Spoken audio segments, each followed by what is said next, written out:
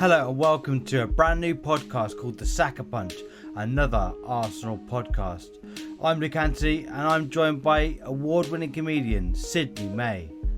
Now by the time you listen to this, Tottenham are out of the UEFA Super Cup, which is brilliant news for any Arsenal fan. We were talking about this in the episode because we were recording it just before the Super Cup started. But I am glad that they went out of the UEFA Super Cup because they're probably claiming they're the best team in Europe if they had won it. Anyway, this is an Arsenal podcast, so please welcome to the show my co-host, Sydney May. Hello. So, are you excited about the new season at all? I am excited. I mean, I feel like Arsenal have taught us over many years to be cautious in our excitement and our optimism. But I think we can have some cautious optimism. We've done some good business. Pre-season hasn't been perfect, but I think there are reasons to be excited, don't you? Yeah, absolutely. Yeah, I'm. Well, we'll go into it in a bit about the signings we've made, but since we signed Gyökeres, I've been feeling quite excited about it. We've been crying out for a striker for a long time, but we'll save that. We'll save that for the it's actually coming up next. So that's a lovely little segue, a nice rough segue into the next section. But yeah, I am excited. I get excited for every season. I get nervous as well because I'm too obsessed about football and I watch every game I can. I mean, as we're recording this, Tottenham are about to play PSG in the UEFA Super Cup. Are you going to watch that? Well, yeah, I will. I want to watch them get smashed. Let's hope so. What's your feeling on supporting English teams in the European Cup? My feeling is it depends on the team. Obviously, I'm not going to support Spurs against anyone. And I don't know. No, I'm too loyal to Arsenal. I don't really. I'm also I live in Brighton now, so I count myself as a little bit what I call dual nationality. So basically means I'll support Brighton against everybody other than Arsenal. So they're like my second team. So, but I do like to support an underdog as well. But other than when the underdog is Spurs, because they're real underdogs these days, aren't they? I mean, Brighton have been a bit of a feeder club for Arsenal. We've got a few players from. We got Ben White from Brighton. We got Trossard, I believe, from Brighton. We'll get on to Trossard later, but it's a sore subject for me. We've made 6 signings this season. Kepa, Mosquera, Subamendi, Norgard, Madueke, and Gyökeres. If I've missed anything, then shoot me down and call me shit. They're all the ones I'm aware of. I mean, out of those 6, have you got a favourite signing? There's been a lot of talk about Subamendi and, of course, Gyökeres. Those are the headlines, aren't they? I think they're the most exciting. I want to see them. I want to see them quickly. I want to see them early. I want to see what they can do. Are they the top ones? Are they your top ones? Yeah, those 2 signings are the top ones. I mean, Subamendi went on for ages, didn't it? It was announced by Fabrizio Romano in April, I think. I think he'd originally said back then, and then when it came to announcing it officially, it was like confirmed since April. It was really. I mean, I don't know about you, but Fabrizio Romano is literally his "here we go" is all I need for Arsenal. We need a bit of that energy. Yeah, when he goes "here we go" and it's Arsenal, I'm so excited because I know he's very legit. He's got something like 35 million followers, and he is at the front of the queue when it comes to news in football. Yeah, so he does seem to be. When the Gyökeres news landed on his page, I was so excited. Yeah, definitely. And Arsenal are so slow at announcing their signings. Oh, we always hear it from other places first. But I mean, we've done some really good business. We signed Kepa for 5 million from Chelsea. We signed Mosquera for about 15 million. We got Norgard for I think up to 10 million, and then Madueke and Gyökeres and Subamendi, and I just we've been crying out for a striker for so long, as I said earlier, and I think this makes a real statement on Arsenal's intentions going forward. It's a real statement of intent, isn't it? It's a really it finally feels like they've said, right, we finally heard what the fans have been saying about a striker for the last 10 years, and we've decided to do something about it. That's what it says to me. It's kind of like you say, we've been crying out for this for so long. Is that the reason we've come second rather than first for the last three seasons? You know, maybe. Who can say? But it really is a statement to say, here we go. Like you say, here we go. We're doing it. We're doing it, hopefully. But that, it's not all about incomings. It's also about, you got to balance the books. So we need to sell some players. We've obviously already sold a few players. We've sold Kieran Tierney as a notable one for me because he sort of marked when he came into Arsenal. He marked kind of the beginning of a changing Yeah, Arsenal. he did.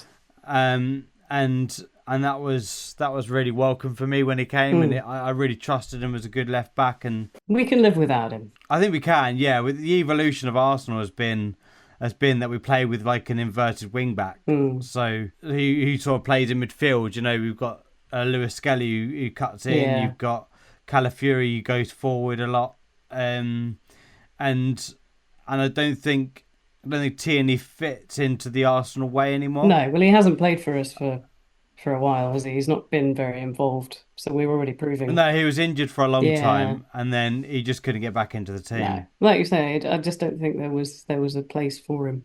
No. So on your outgoings, have you got any players you would like to see go? That is a good question. Who would I like to see go? Um, God, you've got me. Oh, I mean, there's obvious ones like Reece Nelson who won't get into the team. yeah. You've got Lokonga, I think, who may or may not have already gone. I'll have to fact check that. I thought he was already gone. I think he'd already gone. Yeah. Um, Yeah, we could definitely do without him. Sinchenko can't get into the team at the moment. He's a good impact sub, but is he really going to get into the team if we've got Lewis Skelly No, starting and Calafiori on the bench or vice versa? he doesn't compare. I think he was an exciting signing at the time, but I don't think he hasn't impressed me particularly. There've been games where he's really let us down, I think. Yeah, he's not very good at defending. I don't know why we don't I don't I No. don't really know why we don't play him in midfield, because for Ukraine he plays in Mm. midfield. That's his natural position. He doesn't stay at the back, does he? He doesn't stay where he belongs. He wants to come forward, and that's led him to make defensive mistakes. So he's a potential one to go. A few Yeah. few clubs are interested in him. I think notably Fenerbahce with Jose Mourinho Oh, are okay. interested in him. Uh, So he might go yeah. there. And then the latest one who hurts me a little bit because he's been such a brilliant impact sub. He comes on, scores really important goals. Doesn't Mm, always start well when he starts the game. He was crying out for game time, and that's Leandro Trossard. yeah. Yeah. Has he officially gone? No, he's not gone yet. No. But there's a lot of clubs interested. Offers have gone in for him. A lot of the Of a lot course. of the tabloids are reporting that he's on the way out. So it's Mm, probably imminent. I'll be sad. Yeah. Yeah, I'm with you. It's the sore one. He's definitely the super sub. Weirdly, he just doesn't play well when he starts, does he? But he comes on and he is the super Why do you sub. think that is? Do you think that's because he doesn't read the game as well when he starts, or he's just pent up frustration that he has when he comes on as a sub that he just I don't know. Comes on with a bit more determination. Maybe. yeah. So overall, do you think it's been before I move on to that, Eze, Tottenham are coming in to hijack Mm, that transfer because they got an mm, injury to Madison. They need an attacking yeah. midfielder, and Eze is their biggest target. But because Arsenal need to Mm, do some outgoings first, we've sort of put the brakes on in terms of signing him. Now, do we really need him if we have Martelli and Madueke? The other day when we played Athletic Bilbao, or Athletic Club, some call him. He caused chaos. He had some really good moments. Mm, He had moments that were were scaring the defense. You know, he got some really good balls into Gyökeres and mm. Havertz.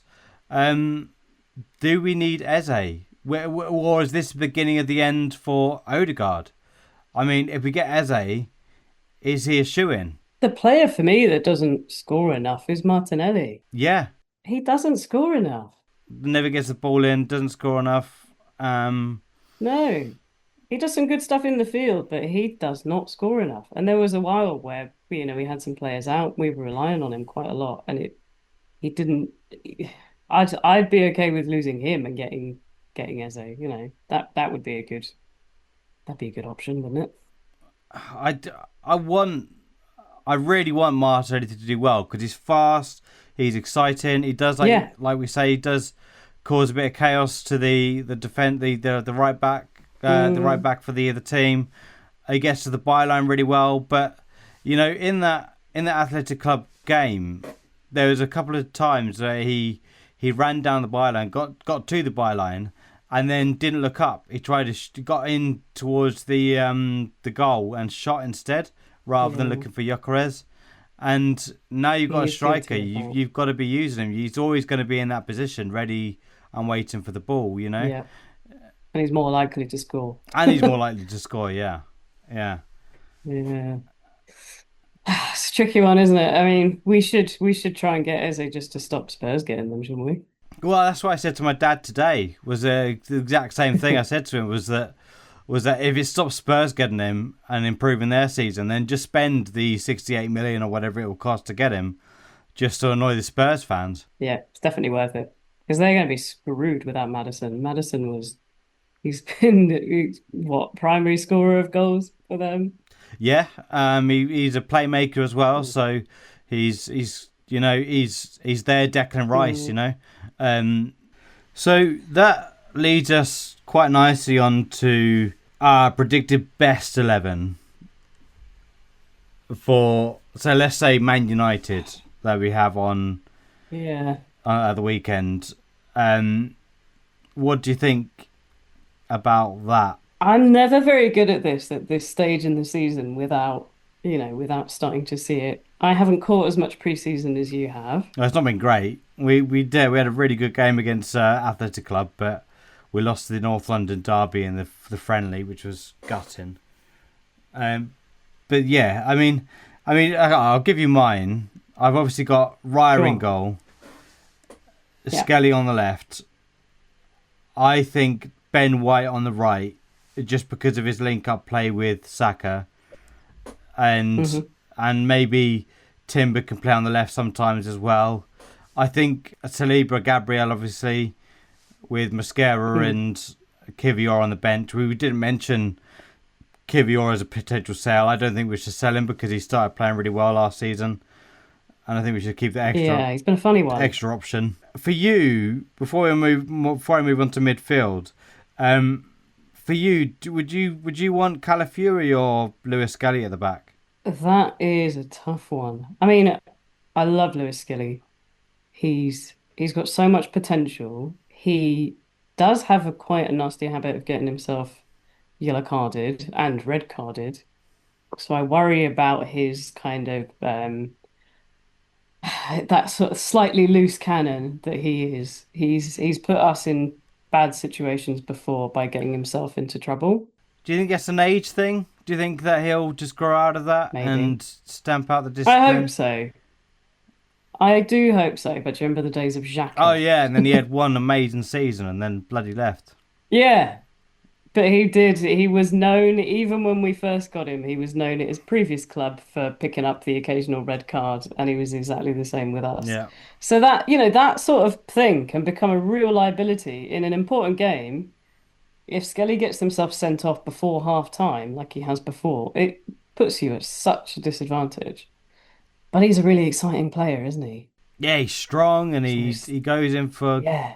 um, any tackle. He doesn't care who it is. Oh yeah. I loved the Haaland celebration when he scored. Yeah. Um, Yeah, he's an Yeah. exciting player. But my predicted best 11 would be Raya, Lewis Hmm. Skelly, White, Saliba, Gabriel. Then midfield, I've gone with Rice, Supermendy, Odegaard. Then wingers, Saka, and I think to start against Man United, I think go Madueke on the left, Ooh. and then obviously Gyökeres up front, but have Havertz on the bench who can come on. He scored an amazing goal the other day, and Mm. was a beautiful ball. I think it was Supermendy. Oh no, that was the Gyökeres goal with Supermendy. So I Okay. can't remember who played the ball in for Havertz, but it was an incredible goal. It was like an Henri goal where he just ran Yeah. with it. He's been working out while he was injured, and he's got a lot more pace than he had. Yeah. So he's a really good second striker, I think. Havertz. So He's tough to leave out when he's on good form.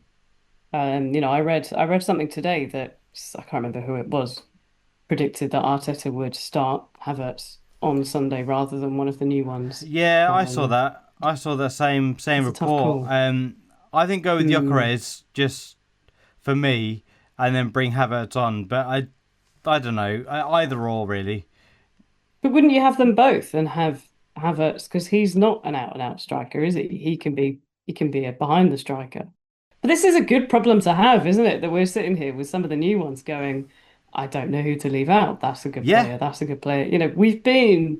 We are so used as Arsenal fans to being in the situation of like not having enough players. We've lost that one. Now we can't fill that position or having someone fill in. Like this is a really nice problem to have right now. absolutely. I think that's brilliant. I mean, we've got like two players for every position now, haven't we? So um, Yeah. And that's what we've yeah, needed.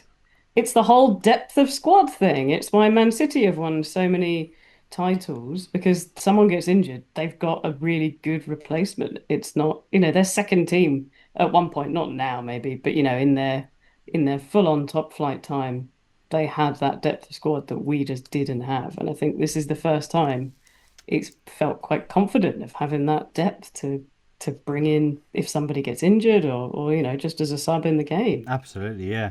I mean, who's your breakthrough player this season? Have you got one? I've got no one airy personally. I think he might, and this is like my hot Yeah. take is that he might kick Odegaard out of the team sometime in the season if Odegaard doesn't perform. And now Yeah, it's a big don't statement. necessarily believe in dropping your captain, but we've got loads of leaders now in Yeah, people like Rice, people like Saka, Gabriel. We've got yeah, loads of good leaders in the squad. So if Odegaard's not doing it, yeah, Nwaneri deserves a chance. I mean, he played 30 games last season, Nwaneri, which is not a small amount. yeah.